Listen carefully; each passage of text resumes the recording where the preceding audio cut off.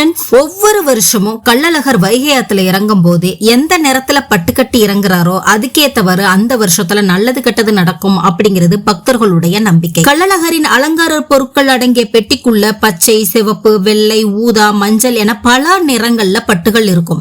கோயிலோட தலைமை பட்டார் அந்த பெட்டிக்குள்ள கையை விட்டு ஏதாவது ஒரு வஸ்திரத்தை எடுப்பாரு. அவர் தேர்ந்தெடுக்கும் பட்டின் நிறத்தில் கள்ளழகர் பட்டு உடுத்தி ஆத்துல இறங்குவாரு. பச்சை நிற பட்டு உடுத்தி வந்தால் நாடு செழிப்பாக இருக்கும் என்பது ஐதீகம். சிவப்பு நிற பட்டுடுத்தி வந்தால் விளைச்சல் சரியா இருக்காது, நாட்டுல அமைதி இருக்காது அப்படின்னும், வெள்ளை மற்றும் ஊதா பட்டு கட்டி வந்தால் நாடு இடைப்பட்ட நிலையில் இருக்கும் அப்படின்னும், மஞ்சள் நிற பட்டுடுத்தி வந்தால் மங்களகரமான நிகழ்வுகள் அதிகம் நடைபெறும் அப்படிங்கறதும் ஐதீகம். பல்லாயிரக்கணக்கான பக்தர்கள் கள்ளழகர் என்ன நிற பட்டுடுத்தி ஆற்றில் இறங்குவார் அப்படின்னு எதிர்பார்த்துட்டு இருந்த நேரத்துல பச்சை நிற பட்டுடுத்தி ஆற்றில் இறங்கினார். இதனால நாடு செழிப்பா இருக்கும் அப்படின்னு பக்தர்களும் விவசாயிகளும் மகிழ்ச்சியா இருக்காங்க.